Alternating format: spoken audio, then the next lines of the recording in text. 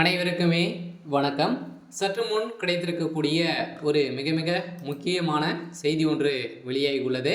சற்று முன் எம்பி கனிமொழி டெல்லிக்கு தூக்கிய போலீஸ் 7 ஆண்டு சிறை தண்டனை, இது மாதிரி பார்த்தீங்கன்னா செய்திகள் ஸோ வெளியாக இருக்குது. ஸோ ஏற்கனவே பார்த்தீங்கன்னா அமைச்சர் கனிமொழி அவர்கள் ஏற்கனவே 2G வழக்கில் சிக்கியிருந்தாங்க இல்லையா. ஸோ 2G வழக்கில் ஏற்கனவே அமைச்சர்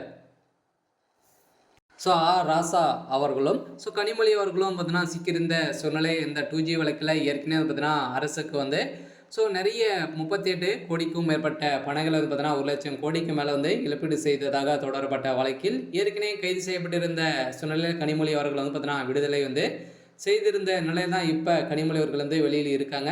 இருந்தாலும் மீண்டும் இந்த வழக்கில் சூடுபிடிக்க ஆரம்பித்திருக்கு. இந்த வழக்கின் அடிப்படையில் ராசாவுடைய நண்பராக இருந்த சாதிக் பாஷா திடீர்னு மரணம் அடைந்த சம்பவம், இந்த மரணத்தில் மர்மங்கள் இருக்குது அப்படின்ற மாதிரி தொடரப்பட்ட வழக்கின் அடிப்படையில் தான் அவருடைய மனைவி தொடர்ந்திருக்காங்க. சொன்னால் இப்போ இந்த வழக்கின் அடிப்படையில் இதற்கு உறுதுணையாக இருந்த அமைச்சர் கனிமொழி அவர்கள் தான் இருந்திருக்காங்க. இவர் தான் சால் வைத்து இவர் போட்டு தள்ளியிருக்காங்க அப்படின்ற மாதிரி தகவல் வெளியிருக்கக்கூடிய நிலையில் தான் இப்போ நீதிமன்றம் கிடைத்திருக்கக்கூடிய ஆதாரத்தின் அடிப்படையில் வழங்கியிருக்காங்க.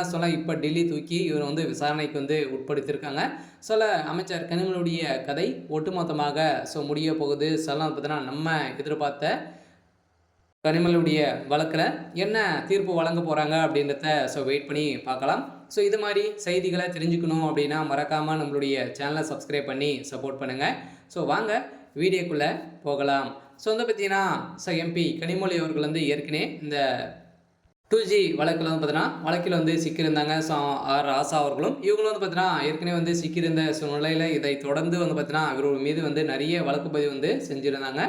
இந்த வழக்கின் அடிப்படையில் அரசால் கைது செய்யப்பட்டு 1.5 வருட 2 வருட காலங்களாகவே புழல் சிறையிலிருந்து இருந்து வந்த அமைச்சர் ராசாவும் கனிமொழி அவர்களுக்கும் இப்போ பார்த்தீங்கன்னா நீதிமன்றம் சமன் அனுப்பி இப்போ இந்த சாதிக் பாஷாவுடைய மரணம் விஷயத்திலும் பார்த்தீங்கன்னா மர்மங்கள் இருக்குது அப்படின்ற மாதிரி அவருடைய மனைவி பார்த்தீங்கன்னா ஜனாதிபதி கிட்டே கொடுத்துருக்கக்கூடிய மனைவியின் அடிப்படையில் தான் இப்போ டெல்லிக்கு கனிமொழி அவர்கள் தூக்கியிருக்காங்க. அங்கு வைத்து விசாரணைகள் 2 நாட்களாகவே நடந்துட்டு வரும் நிலையில் பார்த்தீங்கன்னா நீதிமன்றம் என்ன தீர்ப்பு வழங்க போகிறாங்க அப்படின்றது தான் எல்லாருடைய கேள்வியாகவே இருந்திருக்கக்கூடிய சூழ்நிலை உருவாயிருக்கு. அதெல்லாம் பார்த்தீங்கன்னா நம்ம எதிர்பார்த்த இந்த கனிமொழியுடைய வழக்கில் நீதிமன்றம் தீர்ப்பு வழங்கியிருக்காங்க.